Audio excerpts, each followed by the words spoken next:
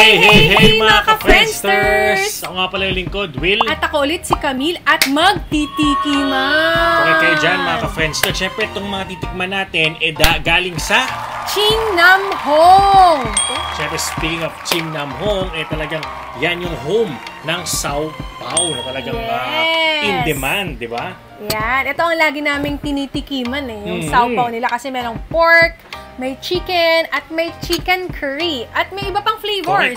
Beef curry, ube pao, at green apple pao. Ayun, talaga naman. Solid na solid. Ayan. At syempre may mga bago sila pinadala sa atin, Camille. May bagong pinadala for tikiman. Ito ang fruit roll. Ayun, ito siya. Ito siya talaga. Ayan. Hiniwa ko na. Para ready.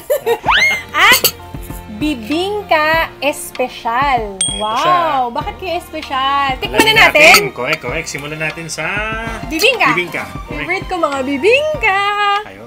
Ako kasi talaga mahilig sa mga bibingkang yan Ayun.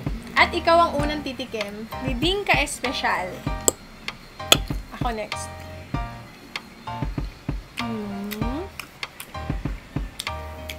Yung tamis at saka yung lambot. Para silang may marriage Parang ang ganda ng kombinasyon. Di ba? Parang kinakasal yung tamis tsaka yung lambot? Oo. Kumbaga, ang sarap ng kombinasyon nila na hindi siya nakakasuya sa madaling sabi. Kumbaga, bagay ito sa mga maiinit na inumin, no? Oo. Tsaka, kaya siguro espesyal kasi yung bibingka, parang tinapay yun. Pero ito, parang kakanin. Oo. May malagkit, may cheese. Tapos may kakaibang tostado yung cheese Oo. Kaya yun yung malutong sa ibabaw. Medyo parang may aroma nga siya sa ibabaw. Kaya talagang solid na solid. At malambot. Bibingka espesyal. Pwede sa mga naka-braces. Solid. Harap. Siyempre. Next. Dumako naman tayo sa fruit roll. Ayan. Fruit roll. Ayan. Kasi favorite ko ang fruits. But parang lahat favorite ko. Saktong-sakto. Saka siyempre dahil ngayon, no, sa mga healthy living, mahilig sa fruits. Pasok to kasi may cake ka na, pero fruity, di ba? So, tikman na natin. Ikaw syempre una. Ako next. Gusto ko yung mga gitna yung gitna.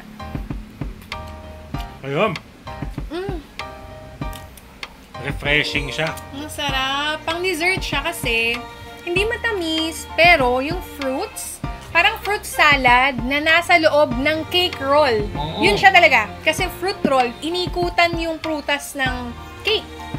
Ng sponge cake. Correct. At gusto ko pa. Saktong-sakto sa mga dessert to. Talagang panalong-panalo. Sarap. Masarap din to pang merienda. Oo, talaga naman. All in yan. All in tayo dyan sa Ching Nam Hong. Gusto ko nagpapakin lahat ng prutas. Ayan, syempre. At syempre, no, i-follow nila yung page. I-follow nyo na yung page ng Ching Nam Hong. Ayan, sa Facebook tsaka sa Instagram para matikman nyo yung mga bago nilang products.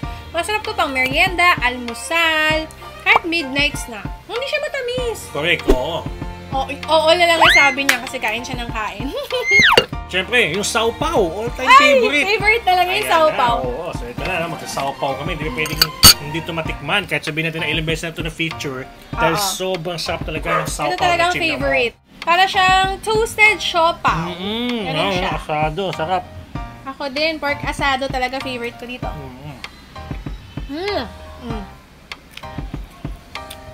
Masarap talaga. Panalo kasi yung Sao Pao. Ay, bawak. May work ka. Baka mo siya. At mga tatlo lang. Feeling ko, katumbas siya ng isang meal. Parang gano'n. Diba? Kasi parang siyang ulam. Sa loob nung tinapay. Thank you so much, Ching Nam Hong! Salamat po. I-like nyo na yung page nila para matry nyo rin yung kanilang mga products na super sarap at quality talaga. Tikman nyo na. Tikiman na! It's you, yeah, boy. The one to show me now and forever.